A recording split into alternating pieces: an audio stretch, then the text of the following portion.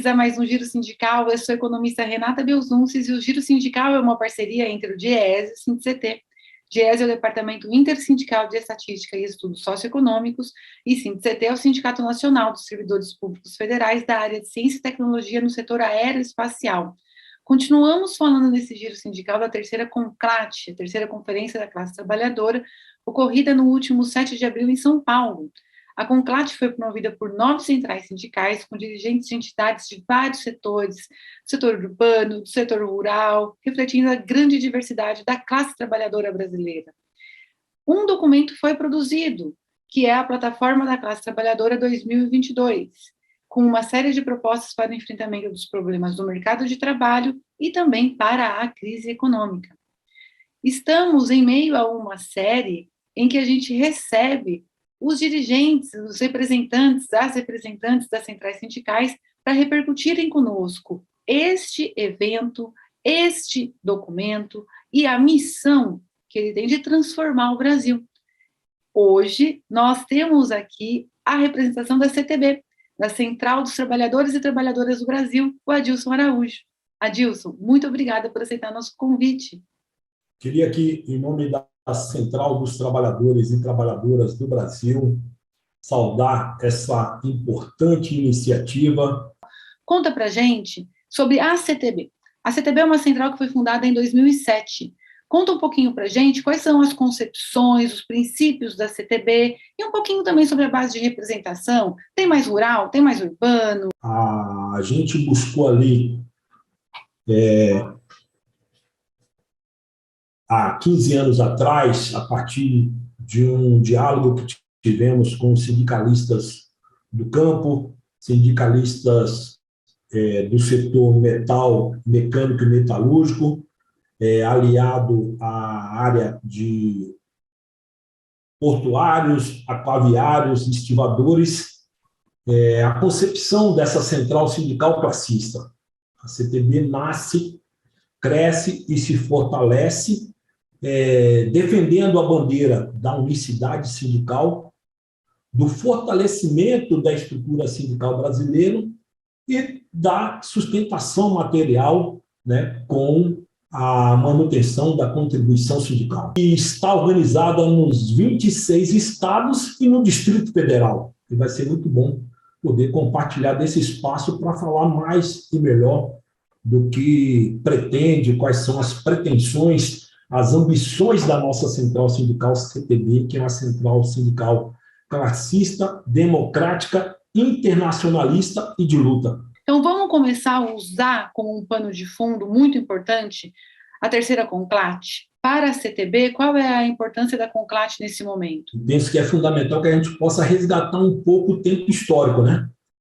Tudo que a gente debateu, aprofundou, tirou como norte da CONCLAT de 2022 foi exatamente examinar os signos do que representou a CONCLAT de 1981, há pouco mais de 40 anos atrás, bem como a importância que se materializou quando do encontro no Pacaembu, em junho de 2010, né, e a concepção dessa nova realidade frente a esse quadro de grave crise, que no caso da realidade brasileira é alimentada por uma agenda ultraliberal que depõe contra toda e qualquer expectativa de retomada do curso do desenvolvimento nacional. As exigências do tempo presente que se apresentava há 40 anos atrás, há pouco mais de 40 anos atrás, era de interromper, né, um ciclo de ditadura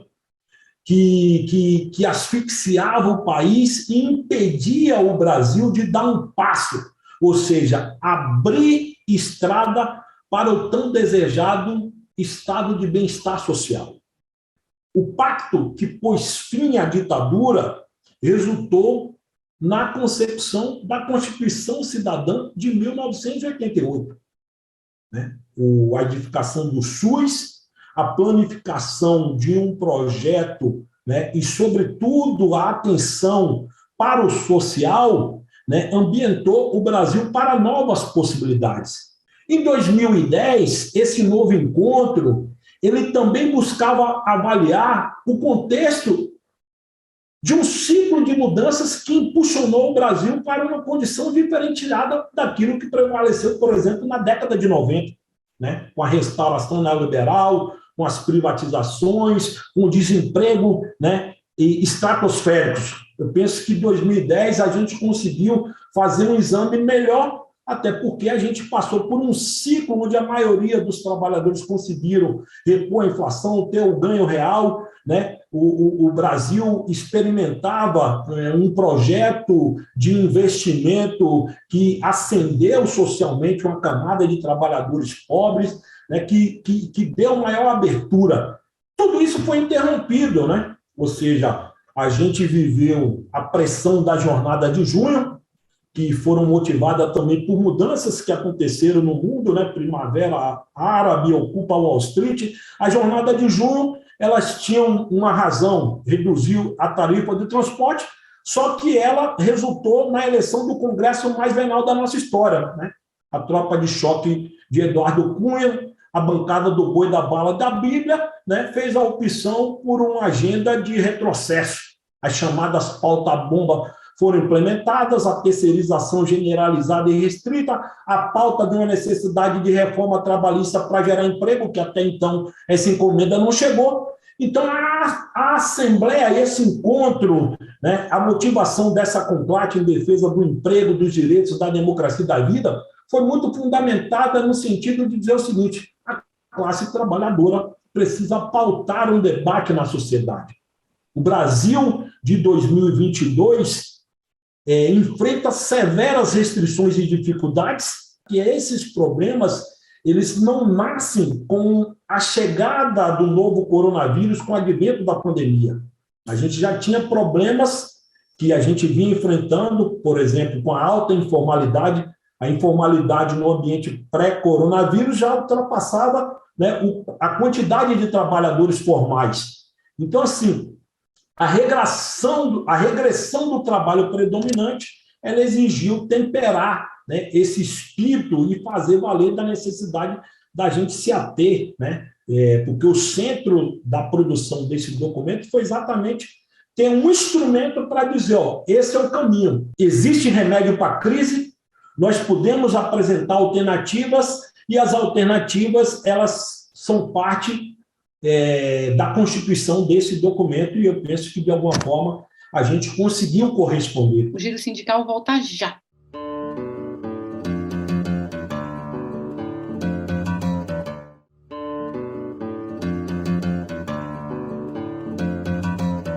O Giro Sindical está de volta e esse programa recebe a representação da CTB, da Central dos Trabalhadores e Trabalhadoras do país, o Adilson Araújo. Adilson, desde o golpe de 2016, você já colocou um pouquinho disso na sua introdução, os ataques eles são mais intensos e eles são cada vez mais profundos.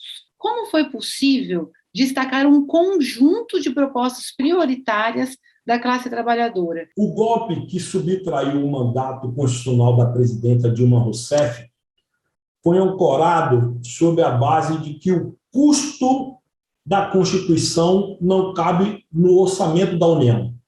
De lá para cá, todo o esforço dessa agenda ultraliberal é fazer sorrir os interesses do rentismo, do grande capital, dos banqueiros. Somente eles lucram. Tudo isso vai empurrando o Brasil para o colapso, né? Então, fundamentalmente, a CONCAT vai dizer o seguinte: nós precisamos resgatar a política de valorização do salário mínimo. Nós precisamos revogar essa reforma trabalhista que tanto prejuízo causou à classe trabalhadora, não gerou emprego, precarizou, adoeceu, fortaleceu o trabalho análogo à escravidão, né? Somente no ano passado foram quase 2.000 pessoas libertas de condições análogas à escravidão, somada ao flagelo social, vai transformando o Brasil num país de uma grande indigência. Então, eu penso que, singularmente, essa CONCLAT ela é um motivador para a gente enxergar que é possível trilhar uma perspectiva nova, né? Dar atenção às grandes obras de estrutura, reindustrializar o país, né? Promover o investimento público como um fator de atração da iniciativa privada são condicionantes que podem ajudar o Brasil a recuperar o seu protagonismo, aquilo que assistiu por mais de uma década, né? Adilson, você elencou nas suas respostas anteriores uma série de ataques que a classe trabalhadora sofreu, sobretudo desde 2016, e segue sofrendo, buscando cada dia um mecanismo de defesa da novidade que chega. Mas é preciso também que a gente se atenha ao fato de que, mesmo antes desses ataques, a gente não tinha a situação ideal. Então, quais seriam as propostas da Conclate para que, além da gente consiga, para que além de desfazer aquilo que foi feito, a gente também consiga avançar por uma situação melhor ainda do que a que a gente tinha antes, que já tinha problemas? Trabalho digno, minimamente, ele precisa estar alicerçado sobre o direito à saúde, à assistência social e o seguro social. Então, modernizar as relações de trabalho é evitar com que a gente assista em pleno século XXI modalidades de trabalho que já foram questionadas no século XIX. Não é razoável que em pleno século XXI a gente possa conviver com essa uberização, né, exacerbada, onde um trabalhador não tem direito sequer a fazer as suas necessidades fisiológicas, né? Trabalhar 10, 12, 14, até 20 horas no final de semana, como a gente já viu depoimentos, né? Então, o que tem de moderno? É um aplicativo, uma plataforma. As relações de trabalho, elas são, né? Ela institui na forma de uma lei inexistente, porque eu faço a opção por vendar meus olhos, porque eu não quero discutir regularização disso, a regulamentação disso. Então, nós precisamos pautar. Esse debate foi dito em alto consumo. Além de enfatizar da necessidade de seguir resistindo, lutando por direitos, o movimento sindical ele precisa se fortalecer, porque ele também é uma vanguarda no processo de luta e resistência. O movimento social fortalecido, ele consegue disputar um projeto de poder político. E eu penso que é isso que a gente precisa resgatar, né? Acho até que mais do que a luta economicista, a luta pelo resultado imediato, o empoderamento só pela via do consumo, ela não vai criar as bases necessárias para a gente dar atenção às reformas de base, porque tudo que a gente precisa reivindicar na condição de um novo governo democrático popular é pautar as reformas prioritárias que diz respeito ao sustentáculo material da nossa sociedade. Como a CTB tem incorporado as principais propostas? Quais propostas a Conclate já tem imediatamente colocado na rua, colocado na pauta, considerando também, não é mesmo, que muito daquilo que o documento da Conclate refletiu na sua versão final, também já eram práticas já feitas, não são novidades, mas muito do documento também já era um cotidiano das centrais. Eu diria que, passada a Conclate e a realização do 1º de maio, que foi um encontro que celebrou, né, a luta de resistência por um novo curso na economia, por atenção à política de geração de emprego e renda, né, pela defesa dos direitos da classe trabalhadora, da democracia e da vida. Singularmente, a gente sabe que essa resistência ela deve ser amplificada e não devemos criar expectativa, até porque o governo ultraliberal de plantão não tem disposição para isso. O ano eleitoral ele evidenciou que nós teremos uma disputa de 2 rumos, né?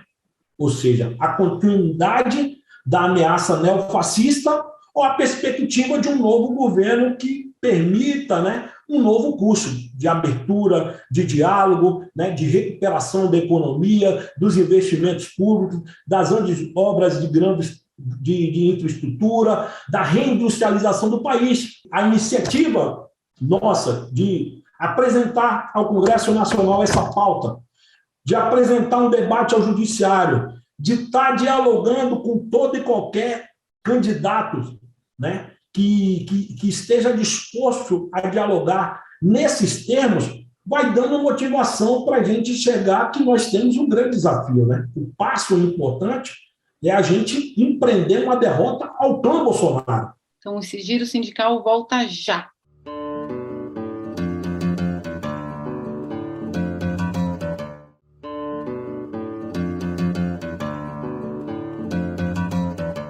O Giro Sindical está de volta e este programa está conversando com o Adilson Araújo, ele que representa a CTB, a Central dos Trabalhadores e das Trabalhadoras do Brasil. Adilson, passado a conclate, passado a confecção de um documento, de uma versão final disso que é conhecida como a plataforma da classe trabalhadora, e tendo em vista que nós estamos num ano que é muito decisivo, você já colocou isso em alguns momentos da sua fala, um ano eleitoral. Como é que as centrais e a CTB, em particular, pretende trabalhar esse documento para que faça dele realmente uma plataforma da classe trabalhadora e que ajude a eleger homens e mulheres comprometidas com essas propostas? A gente precisa dialogar mais e melhor. Nós fomos vítimas na última disputa eleitoral do medo. Predominou um ranço muito forte na sociedade. Houve uma demonização dos partidos de esquerda, do movimento social, das centrais sindicais. Nós precisamos resgatar não somente o protagonismo, mas, sobretudo, a nossa autoestima. Nós precisamos beber na fonte, nós precisamos nos embriagar desse direito de misturar com a nossa gente, né? Nós precisamos circular nas igrejas, nós precisamos circular nas padarias, nós precisamos ir nos estádios de futebol, nós precisamos ir nas periferias, porque nós precisamos dialogar com a nossa gente, porque esse universo que ganhou maior espaço com o advento da pandemia, né, a disputa da narrativa nos meios digitais, eles não nos pertencem. Não quero dizer com isso que nós temos que abandonar, pelo contrário, nós precisamos atuar mais e melhor, sobretudo profissionalizando as nossas ações. A gente precisa ter uma fábrica, uma indústria nossa que promova a difusão das verdades. Essa coisa ela precisa ser dita. Olha, o governo adotou medidas que não trouxeram solução. E quem mais foi prejudicado? Você que é vítima do desemprego, você que é vítima da carestia, você que dorme e acorda sem uma perspectiva. E, fundamentalmente, eu penso que é resgatar essa possibilidade da gente dialogar com o povo, né? Atribuir um pouco aquele sentimento que aflorou no segundo turno das eleições passadas, né? As eleições gerais passadas, quando se viu muita gente indo para a rua, para a feira, né? Até mesmo muitos artistas, um bolinho, um cafezinho, chega para cá, vamos conversar, vamos apresentar, né? Quem é o Bolsonaro, né? O que ele importa de ameaça ao nosso povo. A gente sabe que existem diferenças entre as centrais de sindicais e é legítimo que assim seja. Não é possível que uma classe trabalhadora com 40 milhões, cerca de 40 milhões de trabalhadores no mercado formal e mais milhões no mercado da informalidade não tenham diferentes visões. Então, é legítimo que existam várias centrais sindicais, mas, mesmo com suas diferenças, elas têm se unido em várias pautas conjuntas. Como é que você vê essa união das centrais em torno de pautas comuns? O centro dessa questão deve encontrar como resposta que a unidade ela se constrói na diversidade. É um pouco do sentimento dessa necessidade da gente derrotar o fascismo, derrotar essa agenda ultraliberal. Tudo que nós reivindicamos e que nós precisamos trabalhar com obsessão é a construção de uma ampla frente de salvação do país. As centrais sindicais se inserem nisso. Nós precisamos fortalecer cada vez mais a nossa unidade, né? O movimento sindical ele precisa ser temperado. Num processo de crise, é comum o sistema capitalista se reestruturar com um propósito: otimizar, maximizar, para ter maior lucro. Nós precisamos unir o movimento sindical para buscar um grande dividendo, que é melhorar a condição de vida da classe trabalhadora, que é melhorar a condição de vida da nossa gente. Respeitadas as diferentes concepções, o movimento sindical brasileiro tem muita responsabilidade com o futuro próximo do país. Esse movimento sindical brasileiro, que já deu lições da sua capacidade organizativa, da sua capacidade de disputar opiniões no plano da institucionalidade, né? A política de valorização do salário mínimo é uma conquista na qual o próprio presidente Lula reconheceu a importância, né, das jornadas de Brasília. Eu quero te agradecer demais pelo seu tempinho aqui conosco, por permitir que nosso público conhecesse mais a fundo o que está pensando a CTB hoje, para o momento presente e para os próximos passos. Obrigada por estar aqui conosco, quero te agradecer mais uma vez. Valeu, beijo no coração, tamo juntos. Seguimos, tchau, tchau, gente.